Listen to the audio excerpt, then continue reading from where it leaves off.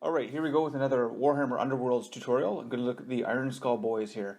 So I'm starting off, I did a gray spray base paint there, and I'm doing a violet undercoat. The idea is this is supposed to complement the yellow that's going to happen. It doesn't really turn out the way I'd hoped, but putting on a base of a violet here just to get on the underside of all the shadows. Going on with a warm yellow, sort of a zenithal highlight, I guess if you will, base coat for all these yellow armor. Now I'm using Badger airbrush paints, and they go on fairly transparent, so this actually doesn't work out that well. But I'm going to switch over to Citadel paints in a minute here.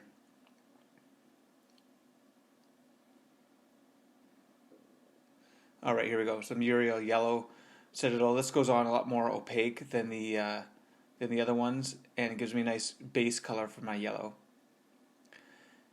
And a bit of Flash gets yellow just from the top down, just to help bring up the yellows a bit more. And this is kind of my base for all the armor, and it's going to start painting in blocking the rest of the colors. So Abaddon black for the cape here, and shoulder pads for most of the guys, and maybe some other small details. There's a bit of sort of a cloth underneath their chainmail that gets black as well. Lead belcher for all the metal bits, so all the axes and chainmail and a bit of armor plating here and there. Again, just blocking in the colors, trying to get it sort of opaque. WAF flesh for all the green flesh. And not a lot of flesh showing on these guys, mostly just their heads, underarms, and a little bit of their hands are showing.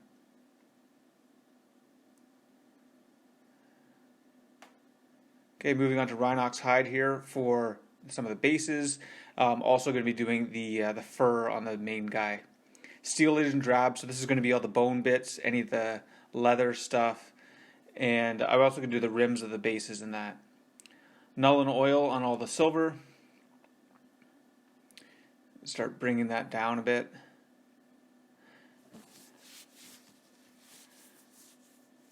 Okay, now I'm watered down Druchii Violet, and I'm trying to do some shades here on these on all the armor. It kind of turns out okay, but I end up doing a lot more shading with some more sepia type colors. But maybe a bit of the violet shows through. I'm not really sure at the end. So this step you may or may not want to do. The idea was that violet was going to sort of contrast the yellow and make it a lot more bright, sort of contrast in the yellow. Shading all the flesh areas with the green wash. Probably could have skipped this step. I kind of go back with some washes later. Dark Reaper. Now I'm basically painting over all of the black bits with Dark Reaper, sort of almost fully blocking it in. The idea is I'm going to do a wash later, and that'll bring back some of these colors. So I'm going to get in the cape here. I'm doing sort of a zenithal highlight, highlighting all the upper parts of the cape and trying to blend it just a little bit. But I'm going to use the black wash again later to help bring that back. Uriel yellow, so painting on all highlights here, trying to get as much of the armor brightened up, because it's pretty dark at this point, so I'm just trying to bring up some of the colors. Now I'm going in with some Seraphim Sepia, doing really fine lines in between all the armor, so just placing the shading exactly where I want it on all the armor bits.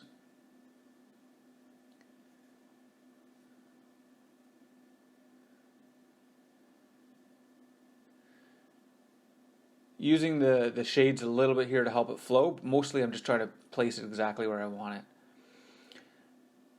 Okay, going in with Thunderhawk Blue, highlighting up all the black bits here. Just sort of edge highlighting on as much of it as I can. This guy here's got a lot of edge, this mask on him there. Just trying to bring out those sharp edges on it. And the gashes in the armor and the edges and all that. And then I'm going in with Null and Oil and washing all that down. So that's going to bring all those colors back and sort of blend them together a bit. And then I like to do this with blacks or darker colors because you can get right back to the black. And then Thunderhawk Blue, just re-going over some of the edges there. So I'll just bring up the edges a touch more, but the black wash really toned everything down. Now using Agrax Earthshade on selected parts of the weapons to give it a bit more color contrast. Sort of a two-tone idea. Doesn't do a lot, but just a touch there. some Doom Bull brown on this cape here, sort of doing a heavy dry brush or like a overpaint, leaving all the shaded areas in the Rhinox hide. And doing sort of the same thing with Tuscarora fur, sort of overpainting it. Sorry that it's off frame there a bit.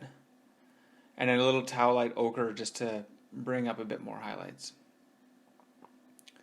Okay, Warboss green, highlighting up some of the flesh.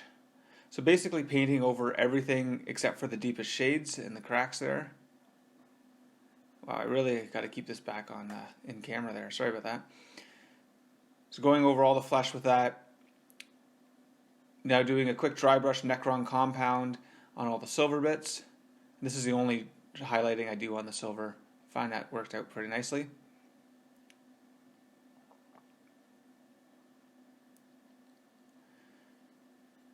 Okay, now what I'm doing is doing a very thinned down Rhinox hide, painting it in all of the crevices there. So kind of going over top of some of the Seraphim Sepia shade I did, but trying to get little line shading in these panels just to make sure that they all look separate from each other and they don't kind of blend together with the yellow.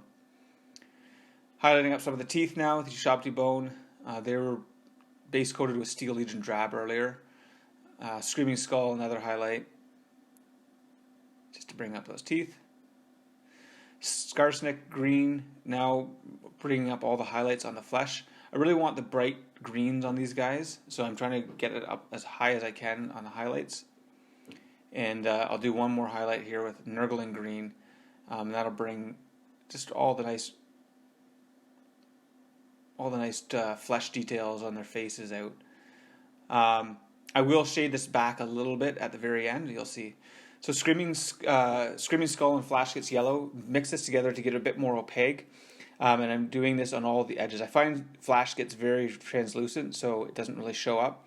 But with a Screaming Skull mixed in there, I'm doing all the edges. And now what I'm doing is I'm going to do some armor chipping with just some Rhinox hide. So I'm just tapping the brush, running it along some sharp edges, just to give me some of these chipped sort of a look there. Just going around any of the elbow pads, the toes, and the hands and that.